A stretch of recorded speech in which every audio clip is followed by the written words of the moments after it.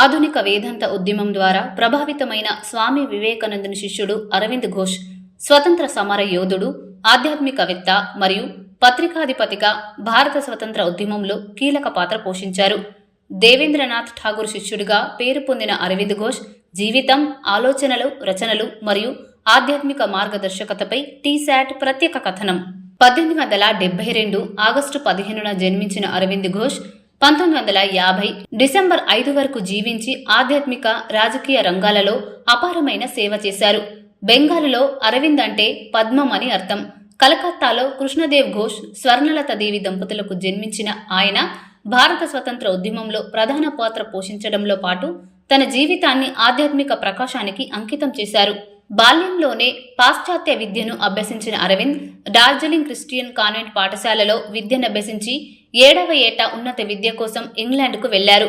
Aberdeen విశ్వవిద్యాలయంలో వైద్య విద్యను అభ్యసించిన ఆయన కేంబ్రిడ్జ్లో చరిత్ర, యూరోపియన్ భాషల్లో అత్యుత్తమ జ్ఞానం సంపాదించారు. ప్రతిభావంతుడైన విద్యార్థిగా ఐసీఎస్ పరీక్షలో ఉత్తీర్ణులైనప్పటికీ బ్రిటిష్ సేవలను నిరాకరించి 1892లో భారతదేశానికి తిరిగి వచ్చారు. భారత స్వతంత్ర ఉద్యమంలో అరవింద్ ఘోష్ తన ఉద్యమాలతో కొత్త జోష్ నింపారు. వందే మాతరం ఉద్యమంలో కీలక పాత్ర పోషించి బిపిన్ చంద్రపాల్, బాలగంగాధర్ తిలక్ వంటి నాయకులతో కలిసి విదేశీ వస్తువుల బహిష్కరణ, స్వదేశీ ఉద్యమాలను ముందుకు నడిపారు.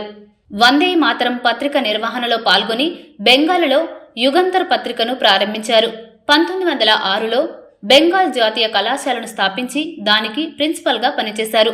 1908లో బ్రిటిష్ ప్రభుత్వం అరెస్టు చేసి అరవింద్పై కేసులు పెట్టినప్పటికీ కోర్టు ద్వారా నిర్దోషిగా తేలారు. 1910లో రాజకీయాలను విడిచిపెట్టి పాండిచ్చేరిలో స్థిరపడి తన జీవితాన్ని ఆధ్యాత్మికతకు అంకితం చేశారు. 1926లో శ్రీ అరవిందో ఆశ్రమంను స్థాపించి లక్షలాది మందికి ఆధ్యాత్మిక మార్గదర్శకుడిగా నిలిచారు. తల్లిగా ప్రసిద్ధి చెందిన మిర్రా అల్ఫాసాతో కలిసి ఆశ్రమ అభివృద్ధికి కృషి చేశారు. అరవింద్ ఘోష్ రచనలు సాహిత్య, తాత్విక ప్రపంచంలో ప్రముఖమైనవి. సావిత్రి ఒక మహాకావ్యం, essays on the Gita 1922, the life divine, the synthesis of yoga 1948, on the Veda 1956. 1950 December 5న మరణించిన శ్రీ అరవిందో ఆలోచనలు ప్రపంచవ్యాప్తంగా అనేక మందికి ప్రేరణగా నిలిచాయి. 1972లో ఆయన శత జయంతి సందర్భంగా యునెస్కో ప్రత్యేక గుర్తింపుని ఇచ్చింది.